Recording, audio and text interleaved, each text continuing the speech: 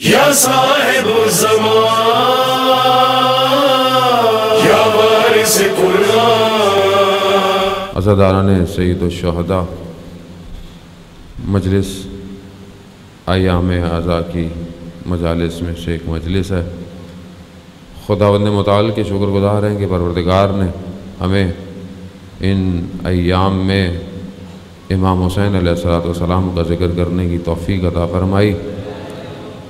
ذکر امام حسین کا عین ذکر توحید ہے، کیونکہ آج یہ جتنی بھی ہماری نمازیں، ہماری عبادتیں باقی ہیں، یہ سب امام حسین علیہ السلام کے قیام کی وجہ سے ہیں۔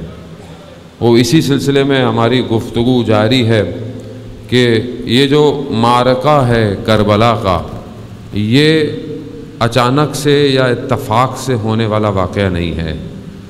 دشمن بہت عرصے سے اپنی کوششوں اور طاقتوں میں لگا ہوا تھا اور ابھی بھی لگا ہوا ہے کہ کسی طریقے سے اصل اسلام کے راستے کو روکے، اور اسی روکنے کے لیے وہ ہر نبی کے مقابلے میں آیا ہے، اور شروع ہی سے ازل سے اس نے خدا سے فرصت مانگی، لمحہ مانگا، وقت مانگا کہ میں لوگوں کو اور اجتماع کی صورت میں انہیں ورغلاؤں گا، میں ان کو اغوا کروں گا۔ اور قرآن کی آیاتیں ان باتوں کو دلیل ہیں۔ آپ ماشاءاللہ پڑھے لکھے لوگ ہیں، ساری چیزوں سے واقف ہیں۔ یہ سلسلہ چلتا رہا اور یہاں تک کہ جو ہے وہ کربلا برپا ہوئی ہے۔ خوب مجالس ہم سنتے رہتے ہیں، مختلف موضوعات سنتے رہتے ہیں۔ ہماری اس دور میں ذمہ داری کیا ہے؟ ہم کربلا سے کس طرح اپنی زندگی کے لیے درس لے کر اٹھیں؟ خوب نعرہ تو ہم بہت مارتے ہیں، ہے ہماری درسگاہ کربلا کربلا، لیکن پریکٹیکلی ہم کس طرح اپنی زندگی میں عمل کریں؟ عزیزان محترم، جب پروردگار انسان کو خلق کیا تو اس کی خلقت کے ساتھ خدا نے خلق کیا، مومن کو خلق کیا، کافر کی روحوں کو خلق کیا، سب کو خلق کیا۔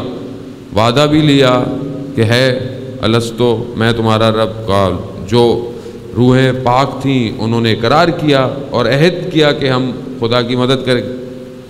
خوب، یہ جو خدا نے مومن کو جب خلق کیا تو اس کی طینت میں کفار کی خصلتوں کو ملایا۔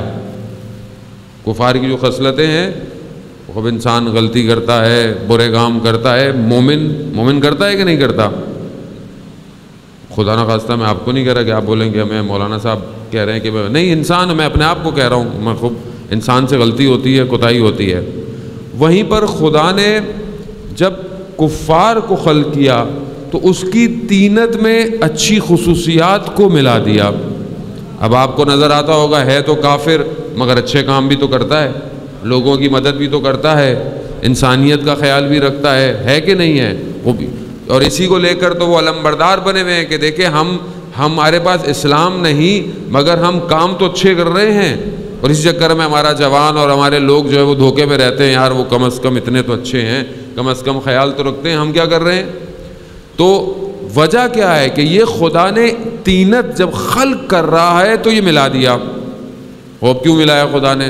خدا نہ ملاتا، یہ دونوں الگ الگ چلتے نہیں، خدا نے ملایا اس لیے، اس برے میں خوبیوں کو ملایا اس لیے کہ اس کی یہ خوبیاں زندگی میں شاید اس کے دل کو منقلب کر دیں۔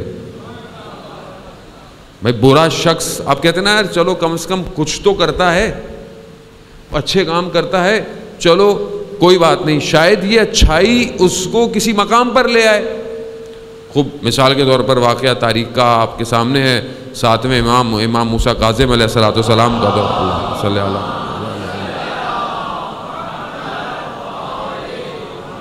امام کا دور ہے، امام گزر رہے ہیں، امام نے گھر میں سے دیکھا کہ گانے کی آوازیں ہیں، رقص کس طرح کی آوازیں آ رہی ہیں، تو وہ کنیز باہر کچھ کچرا پھینکنے کے لیے باہر آئی، تو میرے مولا نے اس سے پوچھا کہ یہ گھر کس کا ہے، آزاد ہے یا غلام ہے؟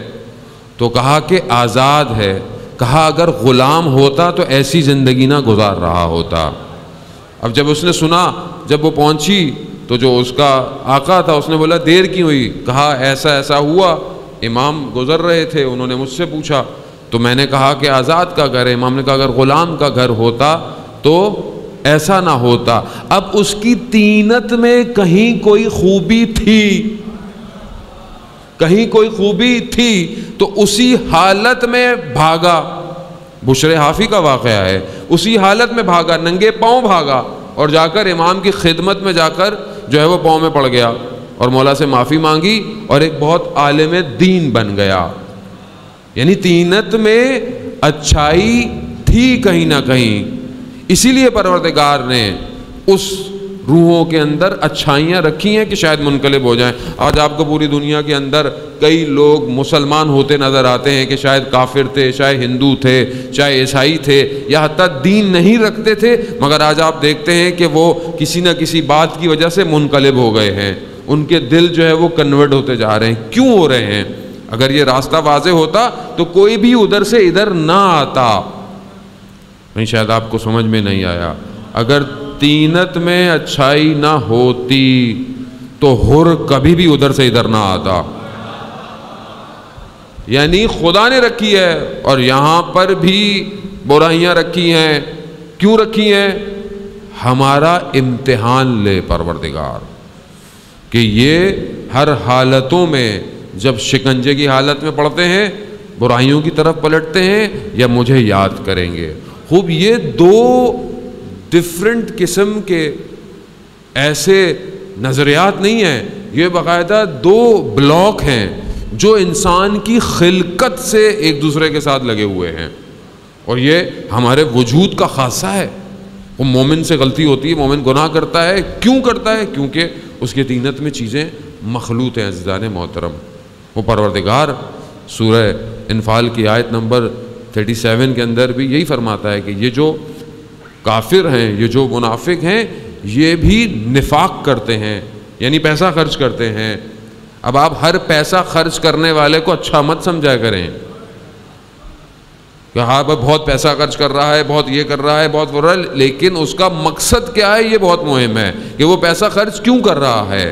تو قرآن کہتا ہے کہ یہ پیسہ خرچ کرتے ہیں مگر کیوں؟ یہ اللہ کا راستہ بند کرنا چاہتے ہیں، یعنی یہ خدا کا راستہ بند کرنا چاہتے ہیں۔ مگر وہیں پر مومن بھی ہیں، وہ بھی نفاق کرتے ہیں، وہ بھی زکوٰۃ دیتے ہیں۔ قرآن کی آیتیں کہتی ہیں یوتون زکوٰۃ، یہ زکوٰۃ دیتے ہیں، مگر یہ زکوٰۃ کیوں دیتے ہیں؟ یہ زکوٰۃ صرف مالی نہیں ہے بلکہ یہ اپنا پورا کا پورا وجود اسلام کی راہ میں دے رہے ہیں۔ تو اب آپ دیکھیں کہ یہ دونوں فورسز شروع سے لگی ہوئی ہیں، یہ طاقتیں شروع سے لگی ہوئی ہیں اور یہ طاقتیں آگے بڑھتی رہیں گی اور یہ جاتی رہیں گی، یہاں تک کہ ایک وقت آئے گا کہ جب ان کی ان خصلتوں کو جدا کر دیا جائے گا، اور اس وقت میں انسان کی کون سی خصلت اس کے اوپر غلبہ پا چکی ہوگی وہ وہی حالت میں ہوگا۔ اس لیے کہا جاتا ہے کہ آپ ہر حالت میں پاک صاف رہا کریں، اس لیے کہا جاتا ہے کہ سونے سے پہلے انسان وضو کر کر سوئے، اس لیے کہا جاتا ہے کہ جب بھی انسان نجس ہو فوراً طہارت کر لے۔ کیوں؟ کیونکہ نہیں پتا وہ وقت میرا کب آ جائے، مجھے نہیں پتا، مجھے کیا پتا کہ میں نے کب دنیا سے جانا ہے۔ اور دوسری بات، جو سب سے بڑا معرکہ ہونا ہے وہ ظہور کا معرکہ ہے کہ جب ظہور ہوگا تو خود بخود برائیاں ایک طرف ہو جائیں گی اور اچھائیاں ایک طرف ہو جائیں گی۔ اور آپ نے روایات میں پڑھا ہوگا کہ ایسا بھی مقام آئے گا کہ کچھ لوگ جو شروع میں امام کی رکاب کی طرف بڑھ رہے تھے اچانک سے وہ امام کو چھوڑ کر سامنے چلے جائیں گے۔ یہ کیسے ہو جائے گا؟ مطلب آپ کے تصور کریں کہ یہ کیسے ہو سکتا ہے کہ بھئی پتہ ہے کہ امام، پتہ ہے انتظار کر رہے ہیں، جانتے ہیں، لیکن امام کو چھوڑ کر کیوں جائیں گے؟ کیونکہ اندر جو بری صفتیں تھیں وہ غلبہ کر چکی ہوں گی۔ اس لیے تو مجلس ہے، اس لیے تو عزاداری کا سلسلہ ہے کہ وہ جو خصلتیں ہمارے اندر آ رہی ہیں ہم ان کو اس مجلس سے صاف کر کر باہر جائیں۔ اس لیے اس بات میں کوئی وہ نہیں ہے کہ جو بھی زیارت کرتا ہے اور خاص طور پہ سید الشہداء کی زیارت کرتا ہے اس کے گناہ ایسے جڑ جاتے ہیں جیسے درختوں سے پتے جڑ گئے۔ اس لیے کہا جاتا ہے، اور روایات بہت سخت ہیں خاص طور پہ کربلا کی زیارت کے لیے، کہ اگر انسان کر سکتا ہے، اس کی توفیق میں ہے، تو 4 سال میں 1 دفعہ امام حسین کی زیارت کرنے جائے۔